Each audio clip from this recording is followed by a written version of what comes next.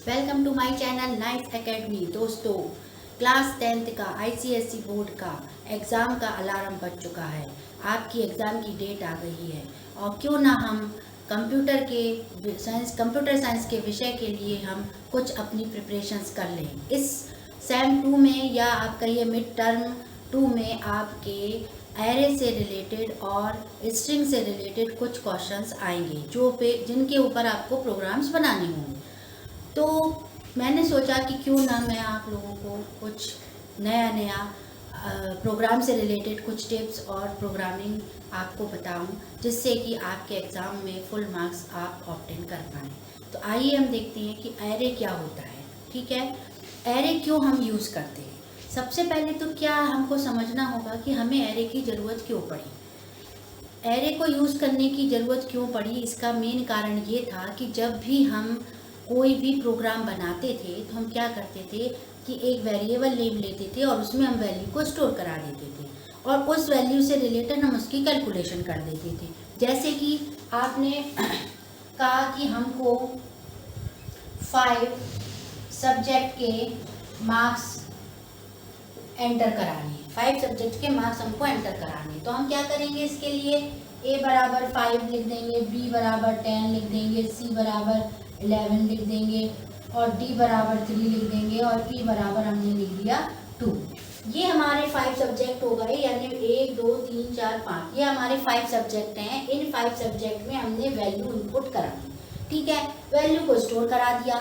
अब ये 5 सब्जेक्ट के अकॉर्डिंग अगर हमें टोटल चाहिए है तो हम क्या कर देंगे, a plus B plus C plus D plus E कर देंगे। तो हमारा इन सब का टोटल यहाँ पर ऑब्टेन हो जाएगा। लेकिन मान लीजिए आप कि अगर आपसे कहा जाए कि 50 स्टूडेंट्स का रिकॉर्ड बनाइए या आपसे कहा जाए कि 200 स्टूडेंट का रिकॉर्ड बनाइए, तब आप क्या करेंगे। क्या हम इस तरीके से एक एक वेरिएबल का नेम और उसमें वैल्यू स्टोर करा पाएंगे? नहीं करा पाएंगे, बिल्कुल नहीं करा पाएंगे। तब हमारे लिए ये कंडीशन गलत हो जाएगी और हम यहाँ पर फेल हो जाएंगे। तो एरे जो होता है वो इसीलिए यूज़ किया जाता है। तो आइए हम देखते हैं, इसको समझते हैं कि एरे क्या होता है और उसकी डेफिनेशन क्या है। तो उसने बोला एरे में क्या है, an array is the collection of the items या वैल्यूज। कलेक्शन है आइटम और वैल्यूज का ऑफ सेम डेटा टाइप्स। कौन सा होगा ये, सेम डेटा टाइप्स। मतलब जहां पर आप या तो इंटीजर वैल्यू को बहुत सारी स्टोर करा रहे हो, या फ्लोट वैल्यू को करा रहे हो, या आप डबल वैल्यू को स्टोर करा रहे हो, या आप कह सकते हैं कि आप क्या कहते हैं करेक्टर से रिलेटेड बहुत सारे करेक्टर स्टोर करा रहे हो। इस तरीके से जब हम कोई वैल्यूज स्टोर कराएं जहां पर सारी वैल्यूज का डेटा टाइप कॉमन होना चाहिए, तो उसको हम एक नाम के द्वारा क्या कर दें, रिफर कर दें। यानी उन सबका हम क्या कर दें, एक नाम दे दें। यानी मान लो हमने एक नाम दे दिया ए, और उस ए के अंदर हम क्या कर रहे होंगे, 50 इंटीजर वैल्यू को या 50 आप कह सकते हैं फ्लोटिंग वैल्यू को या डबल वैल्यू को स्टोर करा रहे होंगे। तो वो हमारा कहलाता हैगा एरे। ठीक है, एरे की जरूरत क्यों पड़ी ये हमने आपको बता दिया। एरे क्या होता है ये हमने आपको बता दिया। अब एरे जो होते हैं वो 2 तरीके के होते हैं। कितने टाइप्स के होते हैं, types of an array. One is single dimension या 1 डायमेंशन, और 2 इज डबल डायमेंशन या 2 डायमेंशन, या कह सकते हैं मल्टी डायमेंशन। ठीक है, सिंगल या 1 डायमेंशन, डबल या 2 डायमेंशन। अब सिंगल डायमेंशन एरे क्या होता है इसके बारे में हम आपको बताते हैं। सिंगल डायमेंशन एरे का मतलब है जब हमारा डेटा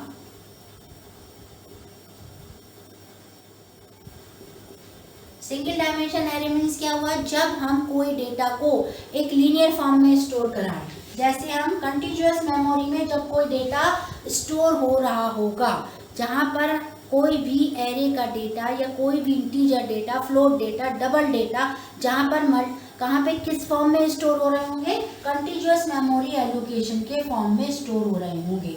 ये हमारी मेमोरी है, ये पूरी क्या है, हमारी मेमोरी है।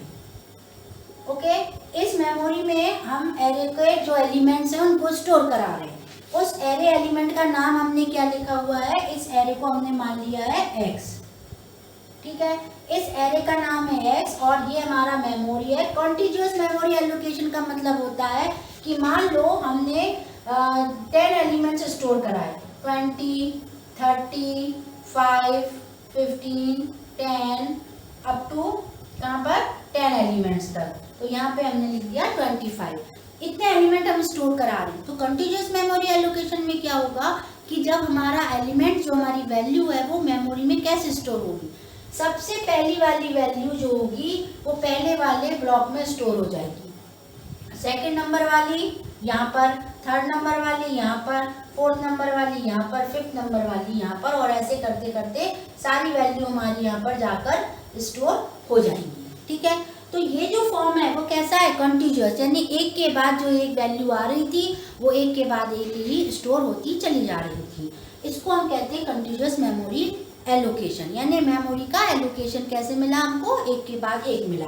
तो जो सिंगल डायमेंशनल एरे होते हैं वो हमारे किसके बेस पे डिपेंड करते हैं, कंटिन्यूअस मेमोरी एलोकेशन के बेस पर डिपेंड करेंगे और डेटा हमारा इस तरीके से स्टोर हो जाएगा। अब इससे रिलेटेड कुछ क्वेश्चंस आपको ऑब्जेक्टिव टाइप भी आ सकते हैं या आपके output get the output give the output में निकालने के लिए भी आ सकता है। तो अगर मान लो हमको इस तरीके से ये दे दिया जाएगा तो क्या होगा कि आपको SOPLN में क्वेश्चन आएगा कि SOPLN में लिख दिया जाएगा एरे का नाम क्या है हमारा x, और x के अंदर यहाँ पर वैल्यू लिख दी जाएगी, यानी 2 लिख दिया उन्होंने। अब आप कहोगे कि ये हम कैसे सॉल्व करेंगे, इसको सॉल्व करने का जो मेथड होता है वो क्या होता है कि ये जो हमारी मेमोरी है इस मेमोरी का एक एड्रेस होता है, ठीक है, जहाँ पर ये एलिमेंट स्टोर हो रहे हैं हर ब्लॉक का एक एड्रेस होता है और उस एड्रेस को आप कह सकते हैं कि वो एक आपका इंडेक्सिंग नंबर है। इंडेक्सिंग नंबर क्या चीज़ होती है, जैसे आपने देखा कि आप किसी लोकेलिटी में रहते हो तो आपने कहा मैं झांसी में रहता हूँ, ओके, तो झांसी इज द आपका क्या मान लिया जाएगा, एक बड़ा एरिया है। उसके बाद आपने कहा कि मैं झांसी में सिविल लाइंस में रहता हूँ, तो सिविल लाइंस में पहुंच गए, तो सिविल लाइंस उसके अंदर का सब पार्ट हो गया। अब सिविल लाइंस में भी हमको एक मकान नंबर, एक हमारा हाउस नंबर अलॉट होगा कि हमने AY इसमें रहते हैं या B ब्लॉक में रहते हैं, C ब्लॉक में रहते हैं। तो वही उसी तरीके से मेमोरी में है कि ये हमारा ये हो गया एरिया और इसके अंदर हमने क्या कर दिया, नंबरिंग कर दी, यानी जो सबसे पहले वाला ब्लॉक होता है उसकी नंबरिंग 0 होती है, ये 1, ये 2, ये 3, ये 4, ये 5, ये अप टू आपका कहाँ तक चलेगा, जितने टोटल नंबर ऑफ एलिमेंट्स होती हैं वहां तक ये चलता है। ये जो नंबरिंग है इन नंबरिंग को कहा जाता है इंडेक्स नंबर, ठीक है। ऐसे ही आप किसी बुक में देखते हैं, बुक में क्या होता है आपका कि आप बुक में पेज नंबर्स लिखे रहते हैं, कहाँ पे देखते हैं कि ये टॉपिक हमारा या ये लेसन हमारा किस पेज नंबर पे है, उसके लिए हमको क्या देखना पड़ता है, इंडेक्स देखनी पड़ती है। उस इंडेक्स पे वो टॉपिक लिखा होता है, उसके बगल में पेज नंबर लिखा, तो हम हाल क्या करते हैं, वो पेज नंबर देखकर हम उस पेज को ओपन कर लेते हैं, उस टॉपिक को रीड कर लेते हैं और उसको समझ लेते हैं। उसी तरीके से यहाँ पर भी है कि अगर आपसे कहा जाएगा कि 1, तो 1 इंडेक्सिंग नंबर दिया जाएगा, इसका मतलब है कि 1 पे कितनी वैल्यू स्टोर है, 30। तो अगर हमने यहाँ पर क्या लिख दिया x2, तो इसका मतलब क्या हुआ, 2 इंडेक्सिंग नंबर के बारे में पूछ रहा है वो, तो 2 इंडेक्सिंग नंबर पे पहुंचेगा। तो इसका आंसर हम क्या लिखेंगे कि 2 इंडेक्सिंग नंबर पे हमारी वैल्यू कितनी है, 5, तो आंसर इसका 5 हो जाएगा, ठीक है। अब इसके आगे हम समझते हैं कि आपका एरे का डिक्लेरेशन क्या होता है, एरे को हम डिक्लेयर कैसे कराते हैं। सिंगल डायमेंशन में जब भी हम कोई प्रोग्राम कराते हैं या आप कह सकते हैं कि जब भी हम कोई जनरल प्रोग्राम भी बनाते हैं तो हमें उसमें पहले वेरिएबल को जो यूज़ कर रहे हैं उनको हमें डिक्लेयर कराना पड़ता है, उनकी वैल्यू देनी पड़ती है। उसी तरीके से हमें एरे में भी यही काम करना पड़ता है कि अगर हम एरे से रिलेटेड कोई प्रोग्राम बनाने जा रहे हैं तो हमको उसके पहले उसको एरे को डिक्लेयर करना पड़ेगा। डिक्लेरेशन का आपका एक फॉर्मूला होता है, एक सिंटैक्स होता है। कैसे करेंगे आप, डिक्लेरेशन ऑफ एरे, तो उसके लिए हमको जो फॉर्मूला या सिंटैक्स यूज करना पड़ता है वो क्या होता है, सबसे पहले हमें लिखना पड़ता है डेटा टाइप, डेटा टाइप के बाद हमको लिखना पड़ता है array variable name, this is equal to new के बाद हमें लिखना पड़ता है variable name, sorry data type, then square bracket और उसके अंदर हमें साइज लिखना पड़ता है। ठीक है, या तो आप ऐसे लिखिए या फिर आप ऐसे भी लिख सकते हैं, डेटा टाइप के बाद यहाँ पे ब्रैकेट लगा दो, एरे नेम लिख देंगे, this is equal to new and data type और स्क्वायर ब्रैकेट के अंदर साइज। दोनों तरीके के फॉर्म को हम यूज कर सकते हैं।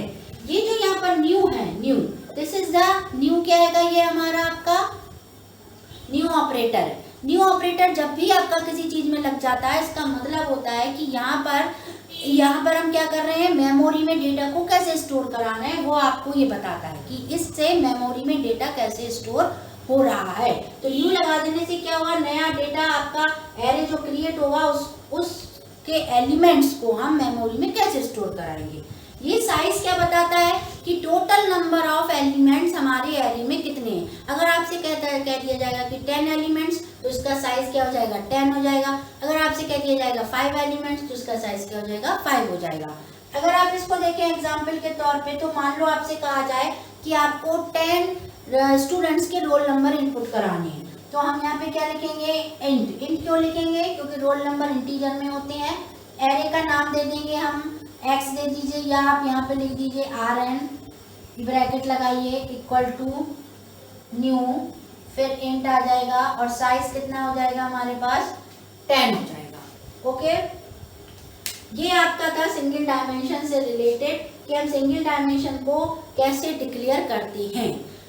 आगे की जो नेक्स्ट वीडियो होगी वो आपको बताई जाएगी कि सिंगल डायमेंशन में हम कैसे इनिशियलाइजेशन करेंगे अपनी वैल्यूज़ को, और उसके बाद हम आपको बताएंगे नेक्स्ट वीडियो में कि हम एरे से रिलेटेड लेंथ कैसे निकालेंगे एरे की, और उससे रिलेटेड जो छोटे छोटे आपके प्रोग्राम्स होते हैं कि हम एरे के प्रोग्राम बनाएंगे कैसे।